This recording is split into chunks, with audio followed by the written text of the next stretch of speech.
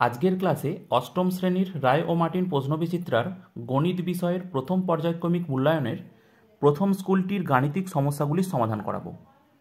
তো ভিডিওটি তোমরা শেষ পর্যন্ত দেখতে থাকো। প্রথম স্কুলটি রয়েছে আলিপুরদুয়ার হাই স্কুল। একের দাগের কি বলেছে দেখো, সঠিক উত্তরটি নির্বাচন করো। প্রথম যে সমস্যাটা দেওয়া রয়েছে দেখো, -5/2 এর সঙ্গে কত যোগ করলে শূন্য হবে। চারটে অপশানস দেওয়া রয়েছে, কোনটা সঠিক উত্তর সেটা আমরা দেখব। তো দেখো,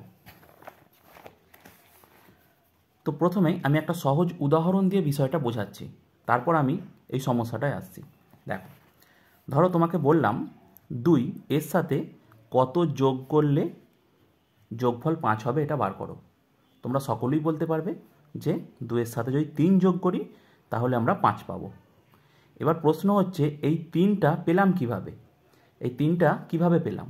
3টা আমরা এই 5 থেকে 2 বিয়োগ করে পেয়েছি, মানে যোগফল থেকে এখানের এই 2টাকে বিয়োগ করে এই কত যোগ করতে হবে সেটা আমরা পেয়ে গেলাম, তাই তো?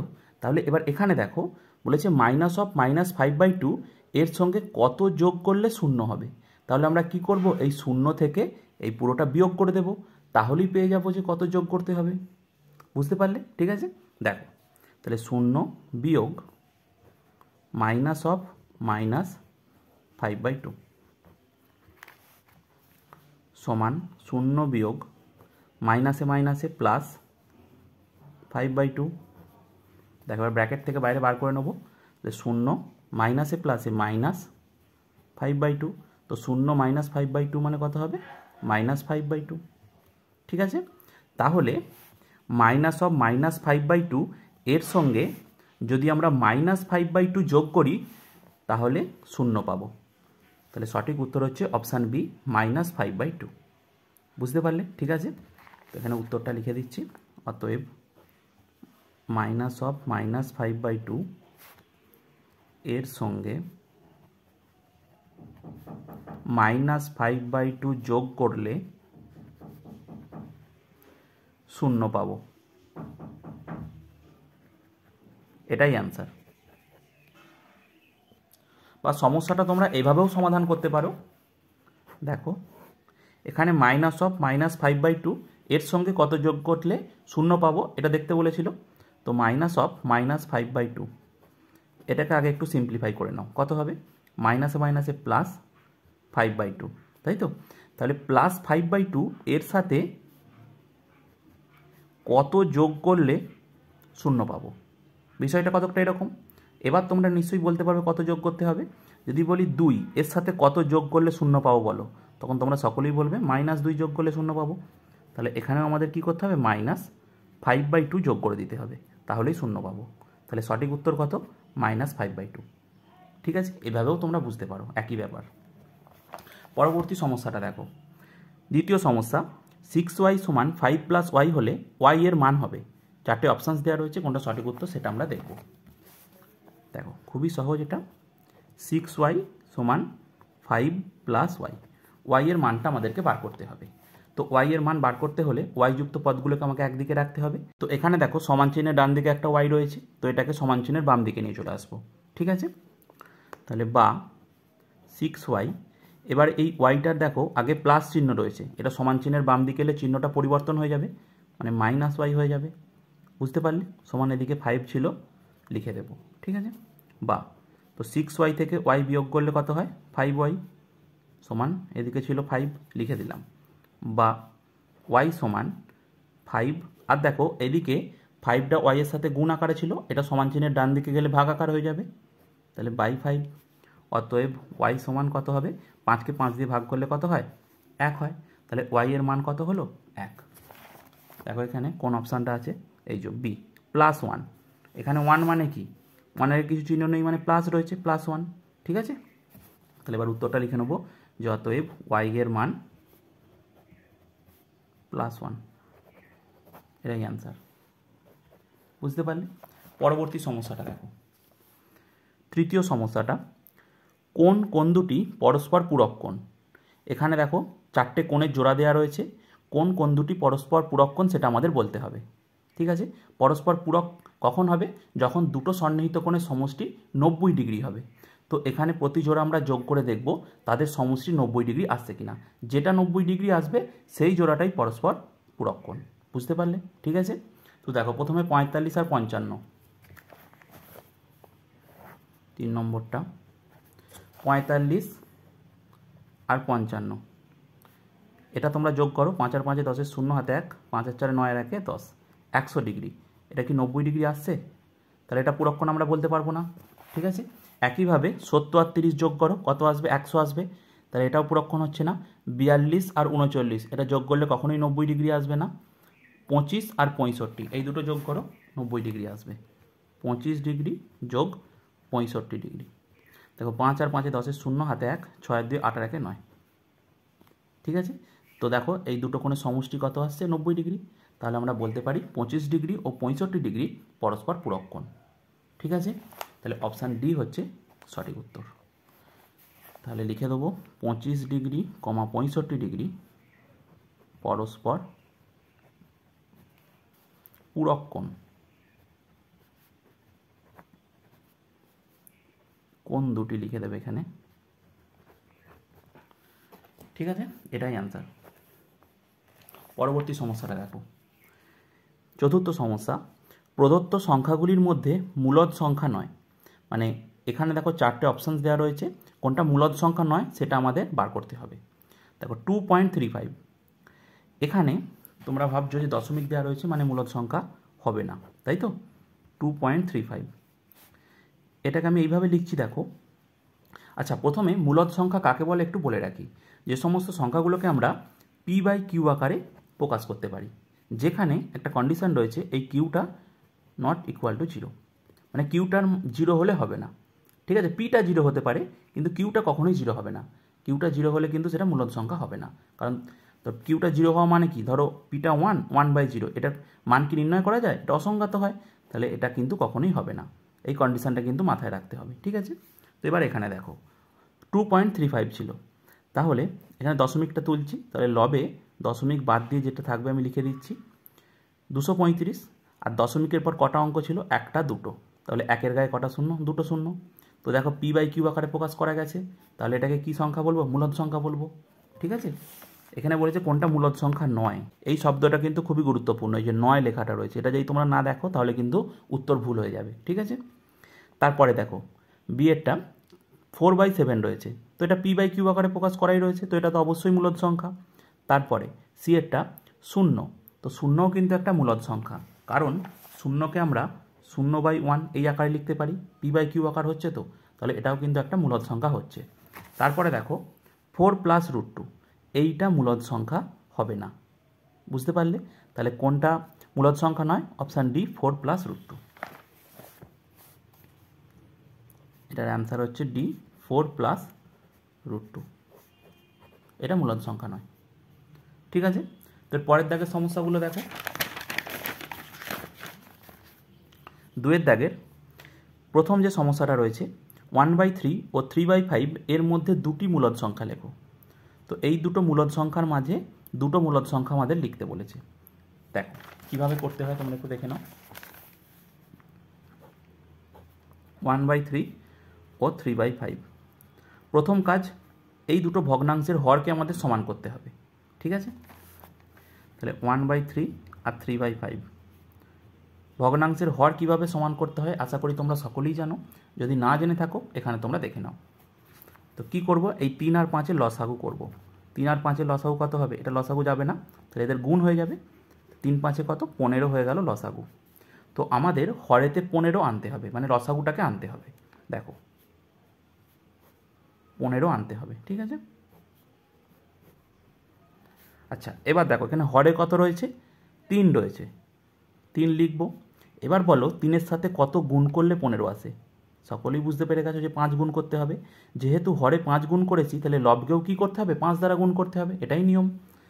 1 গুণ 5, তাহলে 1 5-এ কত হবে? 5, আর 3 5-এ দেখো 15। ঠিক আছে।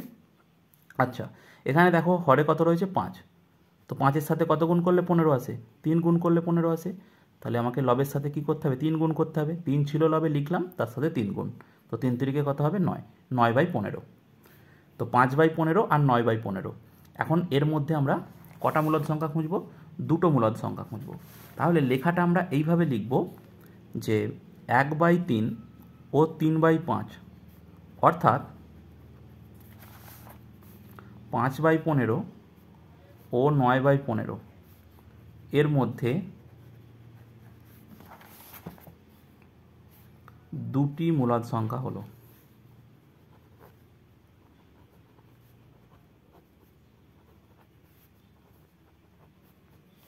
দেখো 5/15 পর কত আসবে? 6/15 হবে, 7/15, 8/15 হবে। আমি তিনটে লিখে দিলাম, ঠিক আছে? যে কোনো দুটো বলেছিল, তোমরা যে কোনো দুটো লিখবে তাহলেই হবে। 6/15, 7/15, 8/15 এর মধ্যে যে কোনো দুটো। বুঝতে পারলে? ঠিক আছে, এটাই হলো অ্যান্সার। সরি, ব্র্যাকেটগুলো দেবে না, এরকমভাবেই লিখবে, ঠিক আছে? পরে দেখো 2 দাগের সরল করো। তো এটা সরল করতে হবে, ঠিক আছে? তো এটা আমি প্রথমে খাতায় তুলে নিচ্ছি। দেখো x² into y² minus z² plus y² into z² minus x² plus z² into x² minus y²। খুবই সহজ একটা সরল, কিছুই নয়, শুধু আমাদেরকে গুণ করে দিতে হবে, ঠিক আছে? তো x² এর সাথে y² এর গুণ কত হবে? x² y², আবার x² এর সাথে z² গুণ। দেখো z² এর আগে মাইনাস চিহ্ন, x² এর আগে প্লাস চিহ্ন, তো প্লাসে মাইনাসে কি হবে? Minus x² z²। এটাও তাই করব, প্লাস এখানেও প্লাস, তো প্লাসে প্লাসে প্লাস y² z², প্লাসে মাইনাসে মাইনাস y² x²। আবার দেখো প্লাসে প্লাসে প্লাস z² x² আর প্লাসে মাইনাসে minus y² z²। z² y² বা y² z² একই জিনিস, ঠিক আছে? তো দেখো এবার কাটাকাটি যাবে। এখানে দেখো প্লাস x² y², এখানে দেখো মাইনাস y² x²। তো y² x² মানে কি x² y², যেহেতু গুণ বিনিময় নিয়ম মেনে চলে, তাই y² ইন্টু x²ও যা x² ইন্টু y² একই জিনিস। বুঝতে পারলে? তো এটা কেটে যাবে। আবার দেখো মাইনাস x² z², আবার এখানে দেখো প্লাস x² z², এটা কেটে যাবে। আর এটা দেখো plus y² z² minus y² z², এটা কেটে যাবে। তাহলে কত হবে? 0। তাহলে অতএব নির্ণেয় সরল মান কত? 0। এটাই অ্যান্সার। বুঝতে পারলে? পরবর্তী সমস্যাটা দেখো। 3 নম্বর সমস্যা, দুটি সংখ্যার গুণফল 3x² প্লাস 8x প্লাস 4 এবং একটি সংখ্যা 3x প্লাস 2 হলে অপর সংখ্যাটি কত? দুটো সংখ্যার গুণফল দেওয়া রয়েছে এবং একটি সংখ্যা দেওয়া রয়েছে, অপর সংখ্যাটা বার করতে বলেছে। তো অপর সংখ্যা সমান কি হবে? দেখো প্রথমে আমি একটা সহজ উদাহরণ দিয়ে বোঝাই। ধরো বললাম দুটো সংখ্যা যাদের গুণফল 6, ঠিক আছে, একটি সংখ্যা 2, তাহলে এই অপর সংখ্যাটা কত হবে বার করো। তোমরা নিশ্চয়ই এটা বুঝতে পেরে গেছো যে 2 এর সাথে 3 যদি গুণ করি তবেই আমরা 6 পাবো, তাই তো? কিন্তু এই 3টা কিভাবে আসছে? এই গুণফলটাকে একটি সংখ্যা দিয়ে ভাগ করে। কি বললাম? গুণফলটাকে একটি সংখ্যা দিয়ে ভাগ করে আমরা এই 3 পাচ্ছি। 6কে 2 দিয়ে ভাগ করো, কত পাবে? 3 পাবে, ঠিক আছে? বুঝতে পারলে? তো এখানে আমরা কি করব? এই যে গুণফলটাকে একটি সংখ্যা দিয়ে ভাগ করে দেব। বুঝতে পারলে? তাহলে একেবারে এইভাবে লিখছি যে অপর সংখ্যাটি হবে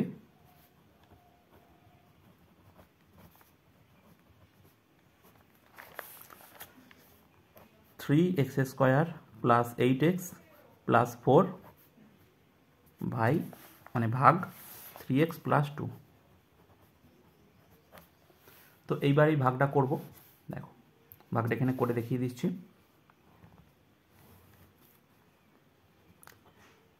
যাকে ভাগ করি তাকে কি বলা হয়? ভাজ্য। আর যেটা দিয়ে ভাগ করা হয় তাকে বলা হয় ভাজক।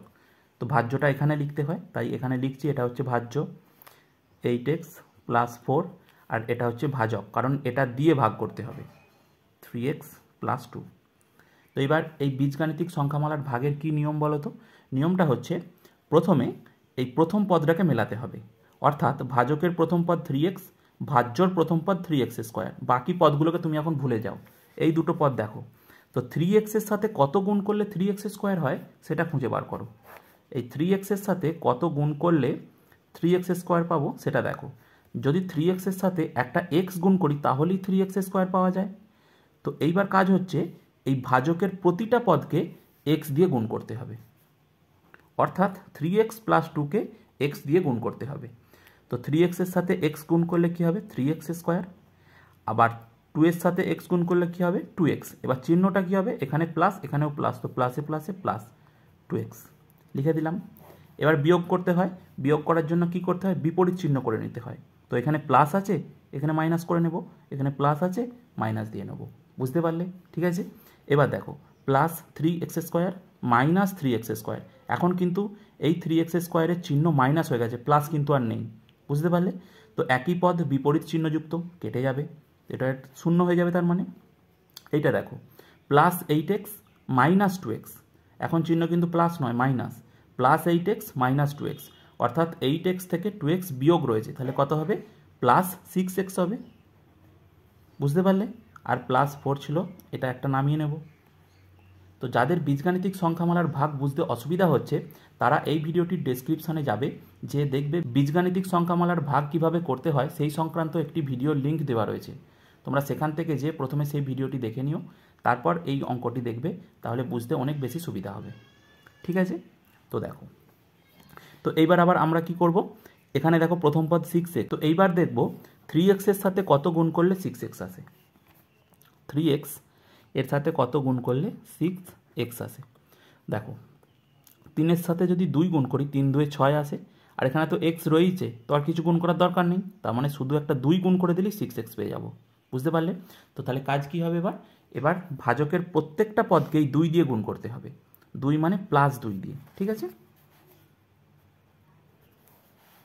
তাহলে দেখো 3x এর সাথে 2 গুণ কত হবে 6x, আবার দেখো প্লাস 2 কত হবে, প্লাসে প্লাসে প্লাস, 2 2 4।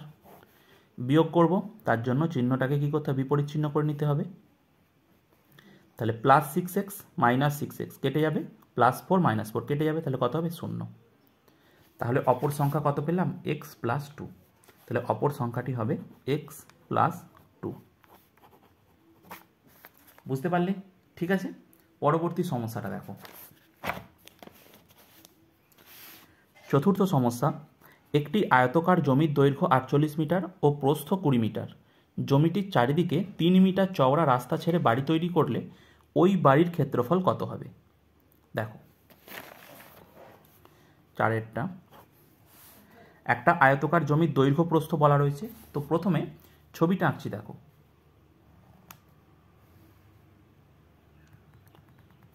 এটা একটা আয়তকার জমি। ঠিক আছে, এর দৈর্ঘ্য বলা রয়েছে 48 মিটার, দৈর্ঘ্য মানে এই বরাবর, এটা হচ্ছে 48 মিটার। আর প্রস্থ হচ্ছে 20 মিটার, এই বরাবর হচ্ছে প্রস্থ, এটা হচ্ছে 20 মিটার।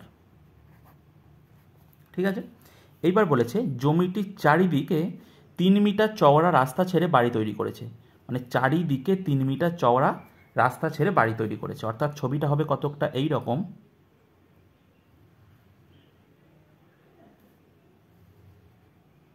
ঠিক আছে, এই জায়গাটায় বাড়ি তৈরি করেছে। এগুলো ক মিটার করে ছাড়, 3 মিটার করে, এটাও 3 মিটার, এটাও তাই, এদিকটাও তাই। বুঝতে পারলে? এবার বলেছে ওই বাড়ির ক্ষেত্রফল কত হবে, অর্থাৎ এইটুকু অংশের ক্ষেত্রফল আমাদের বার করতে হবে। এটাই বাড়ি, আর এর ক্ষেত্রফলটা বার করতে হবে। ঠিক আছে, তো দেখো এর ক্ষেত্রফলটা কিভাবে পাবো। এই ক্ষেত্রফল পেতে গেলে আমাকে দৈর্ঘ্য জানতে হবে আর প্রস্থ জানতে হবে, তবেই আমি এইটুকু অংশের ক্ষেত্রফল বার করতে পারবো। কিন্তু এর দৈর্ঘ্য প্রস্থ জানি না, আমাদেরকে বার করতে হবে। দেখো কিভাবে বার করব। এখানে আয়তকার জমির দৈর্ঘ্য দেওয়া ছিল কত মিটার, 48 মিটার, তাই তো। এইবার 3 মিটার ছেড়ে বাড়িটা তৈরি করা হয়েছে, তাহলে এই বাড়িটার দৈর্ঘ্য কত হবে, মানে এইটুকু অংশের দৈর্ঘ্য কত হবে। দেখো এই পুরোটা 48 মিটার, যদি এই পুরোটা থাকতো তাহলে 48 মিটার আমরা বলতে পারতাম, কিন্তু পুরোটা তো নেই, কিছুটা কম রয়েছে। কতটা কম রয়েছে, এইটুকু মানে কত 3 মিটার, আবার এইটুকু মানে কত মিটার 3 মিটার, তো দুদিক থেকে 3 মিটার করে ছেড়ে দেওয়া হয়েছে। 48 মিটার থেকে দুদিক থেকে 3 মিটার করে ছেড়ে দিয়েছি, তাহলে 48 মিটার, তা থেকে দুদিক থেকে 3 মিটার ছাড়লে কত মিটার ছাড়া হচ্ছে, 2 গুণ 3 মানে 6 মিটার ছাড়া হচ্ছে। তাহলে 48 বিয়োগ 2 3 6, তার মানে হচ্ছে এটা বিয়োগ করলে আসে 42 মিটার। বুঝতে পারলে না? বুঝতে পারলে না? এইটুকু অংশের দৈর্ঘ্য কত হচ্ছে? 42 মিটার। কীভাবে পেলাম আরও একবার বলছি, দেখো এই পুরোটা হচ্ছে 48 মিটার, কিন্তু এখানে দেখো এইটুকু অংশ রয়েছে, এইগুলো ছাড় রয়েছে, এগুলো 3 মিটার করে ছাড় কিন্তু, ঠিক আছে? তাহলে 48 মিটার থেকে এদিকে 3 মিটার ছাড়, এদিকে 3 মিটার ছাড়, তাহলে মোট কত মিটার ছাড়? 6 মিটার ছাড়। তো 48 মিটার থেকে দুদিকে 3 মিটার করে ছাড়, সেই জন্য 2 গুণ 3, তাহলে 48 বিয়োগ 6, তার মানে কত হচ্ছে? 42 মিটার। তাহলে দৈর্ঘ্যটা কত হচ্ছে? 42 মিটার। ঠিক আছে, একইভাবে আমরা প্রস্থটা বার করব। তো আগে এটা আমি লিখে নিচ্ছি এইভাবে যে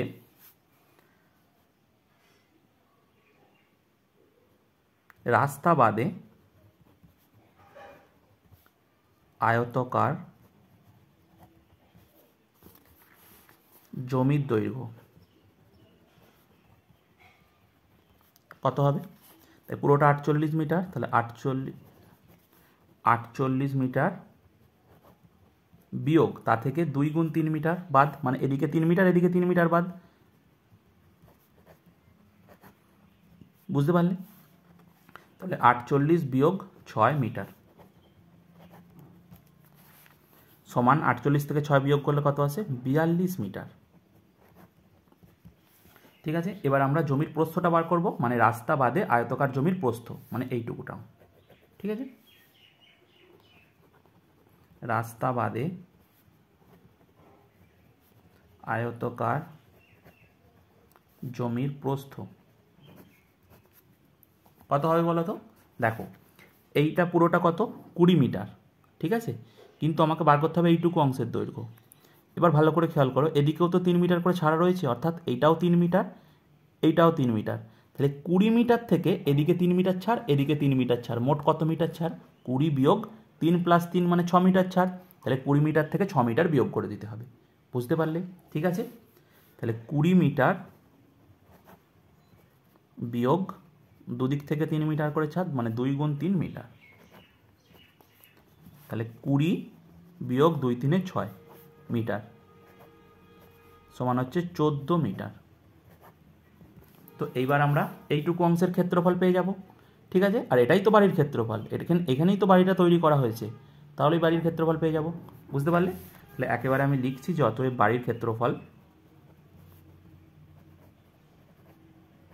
সমান দৈর্ঘ্য গুণ প্রস্থ। দৈর্ঘ্য পেয়েছি 42 মিটার, প্রস্থ হচ্ছে 14 মিটার, তো 42 গুণ 14 বর্গ মিটার।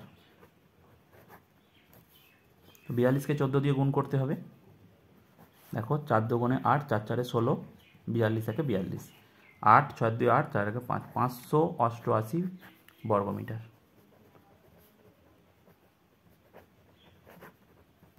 এটাই অ্যান্সার। বুঝতে পারলে? এটাই জানতে চেয়েছিল বাড়ির ক্ষেত্রফল কত? 588 বর্গ মিটার। ঠিক আছে, পরবর্তী সমস্যাটা দেখো। 3 দাগের প্রথম যে সমস্যাটা রয়েছে, a by B plus B by A সমান 1 হলে A cube plus B cube এর মান নির্ণয় করো। দেখো 3 দাগের 1, a by B plus B by A সমান 1। ঠিক আছে, আমাদেরকে বার করতে হবে A cube plus B cube এর মানটা। ঠিক আছে, দেখো এখানে একটু লক্ষ্য করো, এখানে আমরা লসাগু করব। প্রথমে বি আর এর লসাগু কত হবে? এ বি লসাগু হবে, বি এ বা এ বি। ঠিক আছে, দেখো তো এখানে এ বিকে বি দিয়ে ভাগ করতে হবে, যেটা নিয়ম। তাহলে কি হবে? বি বি কেটে যাবে, শুধু এ পড়ে থাকে। তাহলে এবার যেটা পড়ে থাকে সেটা কার সাথে গুণ করতে হয়? লবের সাথে। তো একে এ দিয়ে গুণ করলে কত হয়? এ স্কোয়ার প্লাস এ বিকে এ দিয়ে ভাগ করো, কত পড়ে থাকবে? বি। তো বিকে বি দিয়ে গুণ করলে কি হয়? বি স্কোয়ার সমান কত হবে? এদিকে 1 ছিল 1, বা এ স্কোয়ার প্লাস বি স্কোয়ার সমান 1-এর সাথে এ বি গুণ করলে কি হয়? A B. বা এইবার এই এ বিটাকে সমান চিহ্নের বাম দিকে নিয়ে চলে আসবো, তাহলে এ স্কোয়ার এ বিটা সমান চিহ্নের বাম দিকে এলে কী চিহ্ন হয়ে যাবে? মাইনাস চিহ্ন হয়ে যাবে। তো মাইনাস এ বি, তারপর বি স্কোয়ারটাকে লিখছি। ঠিক আছে, সমান কত হবে? এদিকে কিছু নেই, মানে 0। তো এ square minus A B plus B square সমান 0। আচ্ছা, এবার এদিকে দেখো এ কিউব প্লাস বি কিউব বার করতে হবে। তো প্রদত্ত লিখে নেবে রাশি মালা এ কিউব প্লাস বি কিউব, ঠিক আছে, সমান এ কিউব প্লাস বি কিউবের একটা সূত্র হয় যেটা হচ্ছে এ plus B into A square minus A B plus B square. এটা হচ্ছে এ কিউব প্লাস বি কিউবের সূত্র, ঠিক আছে। তো এ প্লাস বি ইন্টু এইটার মান দেখো এখানে বার করা রয়েছে কত, 0। তো এর জায়গায় আমরা 0 বসিয়ে দেবো। তো শূন্যর সাথে কোনো কিছু গুণ করা মানে কি, 0ই হবে অ্যান্সার। তাহলে এ কিউব প্লাস বি কিউবের মান কত পেলাম, 0। এটাই জানতে চাইছিল যে এ কিউব প্লাস বি কিউবের মান নির্ণয় করো। লিখে দেবো যে অতএব এ কিউব প্লাস বি কিউব এর নির্ণেয় মান 0। বুঝতে পারলে, এটাই অ্যান্সার। তো পরবর্তী সমস্যাটা দেখো, 2-এর দাগেরটা, সরল করো x minus y into x square plus x y plus y square plus y minus z into y square plus y z plus z square plus z minus x into z square plus z x plus x square. দেখো খুবই সহজ একটি সরল, দেখে নাও। সমান দেখো x minus y into x square plus x y plus y square, এইটা একটা সূত্র, সেটা তোমরা পড়েছো হয়তো এ বি দিয়ে পড়েছো, তাই এটা হয়তো বুঝতে পারছো না, না হলে হয়তো এটা দিয়ে পড়েছো, অনেকে বুঝতে পেরে গেছো কী হবে। দেখো আমি তাও বলে দিচ্ছি এখানে। দেখো এখানে এই এক্সটাকে ভাবো এ আর ওয়াইটাকে ভাবো বি, তাহলে কি ফর্মে রয়েছে, এ minus B A square plus A B plus B square. এটা হচ্ছে এ কিউব মাইনাস বি কিউবের সূত্র। এখানে এ এর জায়গায় এক্স রয়েছে, বি এর জায়গায় ওয়াই রয়েছে, তো যাই থাক সূত্র একই। তাহলে এখানে আমরা শুধু বসিয়ে দেবো x cube minus y cube, এর জায়গায় এক্স বসাবো, বি এর জায়গায় ওয়াই বসাবো। বুঝতে পারলে, ঠিক আছে।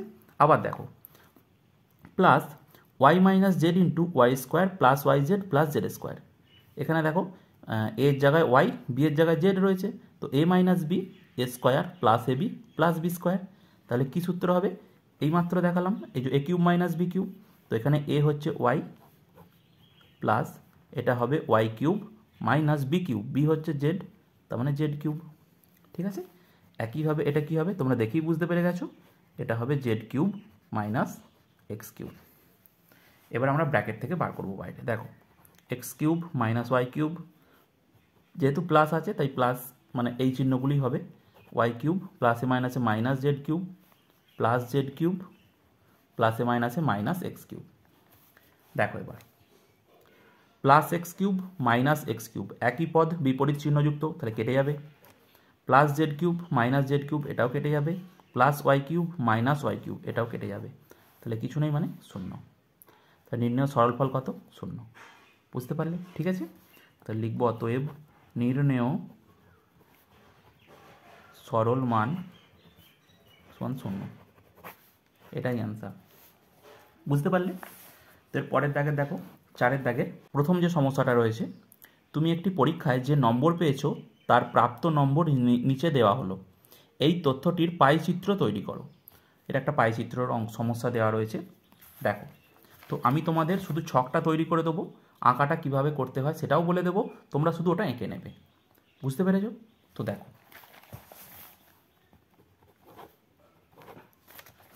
তো প্রথমে ছকটা তৈরি করব। দেখো প্রথমে এখানে যেটা দেওয়া থাকে সেটা লিখতে হয় বিষয়,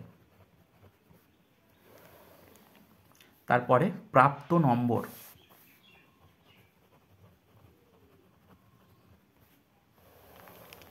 তারপরের ঘরটা হয় ভগ্নাংশ, তারপরের ঘরটায় হয় কেন্দ্রীয় কোণ। এইটুকুই হচ্ছে ঘর, এটাই হচ্ছে ছকটা। এবার আমরা বিষয় লিখে নেব বাংলা, ইংরেজি, অঙ্ক, পরিবেশ। বাংলা, ইংরেজি,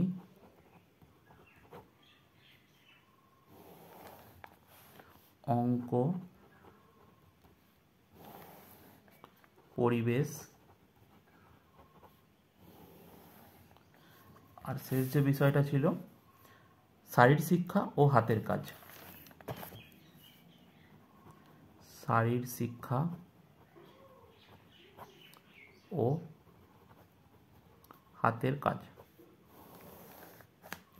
এবার নম্বরগুলো বসিয়ে নেব, 15, 20, 30, 15, 20, 15, 20, 30, 15, 20। এবার ভগ্নাংশ এটা কিভাবে বার করতে হয়, মোট নম্বর কত সেটাকে বার করে নিতে হয়। আচ্ছা, মোট নম্বর কত, এই সবগুলো যোগ করতে হবে, এই যে সবগুলো যোগ করতে হবে। তাহলে 15 যোগ 20 যোগ 30 যোগ 15 যোগ 20, তাহলে যেটা যোগ করলে কত আসবে, 5 আর 5 এ 10 শূন্য, হাতে 1, 2 আর 3 আর 4 আর 3 7 আর 2 9 আর 10, 100। তাহলে মোট হচ্ছে 100। তাহলে দেখো ভগ্নাংশটা কীভাবে লিখব, 100-র মধ্যে কত, 15, এইভাবে লেখা থাকে 15/100। আচ্ছা, 100-র মধ্যে 20, এই 100-র মধ্যে কত, 30, এই 100-র মধ্যে কত পেয়েছে, 15, 100-র মধ্যে কত পেয়েছে, শারীরিক শিক্ষা হাতের কাজে 20 পেয়েছে। এবার কেন্দ্রীয় কোণ, কেন্দ্রীয় কোণটা কত ডিগ্রির মধ্যে, 360 ডিগ্রির মধ্যে বার করতে হয়। ঠিক আছে, তাহলে ভগ্নাংশকে আমরা কি করে দেব, 360 ডিগ্রি দিয়ে গুণ করে দেব। বুঝতে পারলে? তাহলে দেখো 5 3 15, 5 20 100, 20 1 20, 20 18 360। তাহলে 3 গুণ 18 মানে কত হবে, 54 ডিগ্রি, 3 18 54 ডিগ্রি কোণ। ঠিক আছে, তাহলে এটা কত হলো, 54 ডিগ্রি। পরেরটা দেখো 20/100 গুণ 360, 20 5 100 আর হচ্ছে 5 72 360, তার মানে 72 ডিগ্রি। এর পরেরটা একইভাবে করব, 30/100 360 ডিগ্রি, কত হবে দেখো, 5 6 30, 5 20 100, 20 1 20, 20 18 360, তো 6 18 108 ডিগ্রি হয়েছে। তো 15/100 গুণ 360 সমান 5 3 15, 5 20 100, 20 1 20, 20 18 হচ্ছে 360, 3 18 হচ্ছে 54 ডিগ্রি। আর এটা করব 20/100 গুণ 360 ডিগ্রি। আশা করি এই বিষয়গুলো তোমরা শিখে গেছো এবং তোমরা সকলেই জানো। যদি তোমাদের বুঝতে অসুবিধা হয় তাহলে তোমরা অবশ্যই কমেন্টে জানাবে, আমি এগুলো তোমাদের অন্য একটা ক্লাসে ভালো করে বুঝিয়ে দেব। ঠিক আছে, দেখো 20 1 20, 20 5 100, 5 1 5, 5 72 360, তাহলে 72 ডিগ্রি। ব্যাস, ছক শেষ। এইবার এখানে যে কোণগুলো পাওয়া গেছে 54 degree, 72 degree, 108 degree, 54 degree, 72 degree, এগুলোকে আমাদের একটা বৃত্তাকার ক্ষেত্রের মধ্যে বসাতে হবে, সেটাই হচ্ছে পাইচিত্র। আমি এখানে রাফে একটু দেখিয়ে দিচ্ছি, তোমরা কিন্তু পেন্সিল কম্পাসের সাহায্যে সেটা করবে। তো প্রথমে কি করবে, একটা যে কোনো ব্যাসার্ধ নিয়ে বৃত্ত টেনে নেবে, হলো। এবার একটা ব্যাসার্ধ টেনে নেবে, ঠিক আছে, ব্যাসার্ধ টেনে নিলে এবার প্রথমে কত ডিগ্রি কোণ আছে, 54 ডিগ্রি। চাঁদাটা ঠিক যেমন বসাতে হয় বসাবে, এখানে বিন্দুটার সাথে মিলিয়ে বসাবে, রেখাটার সাথে বসিয়ে 54 ডিগ্রি তোমার একটা কোণ আঁকবে, এরকম কিছু একটা হবে। ঠিক আছে, এইভাবে বাকি কোণগুলো পরপর আঁকতে হবে। ব্যাস, তারপর আর কিচ্ছু নাই, ওইটাই শেষ। বুঝতে পারলে? ঠিক আছে, এটা তোমাদের বাড়ির কাজ দেওয়া রইল, এইটা আর এইটা, 4-এর দাগের 2-এরটা। একটি রম্বস আরও এডি অঙ্কন করো, যার প্রতিটি বাহুর দৈর্ঘ্য 5 সেন্টিমিটার এবং একটা কোণের মান দেওয়া রয়েছে 60 ডিগ্রি। এই দুটো জিনিস শুধু তোমাদের বাড়ির কাজ দেওয়া রইল। আশা করি তোমরা সবাই করবে। যদি তোমাদের অসুবিধা হয়ে থাকে তাহলে তোমরা অবশ্যই কমেন্টে জানাবে, আমি তোমাদের করিয়ে দেবো। বুঝতে পারলে? ঠিক আছে, আর আজকের ক্লাসটি এই পর্যন্তই। পরবর্তী স্কুলগুলির সমাধান দেখার জন্য তোমরা এই চ্যানেলটিকে সাবস্ক্রাইব করতে পারো। Thank you.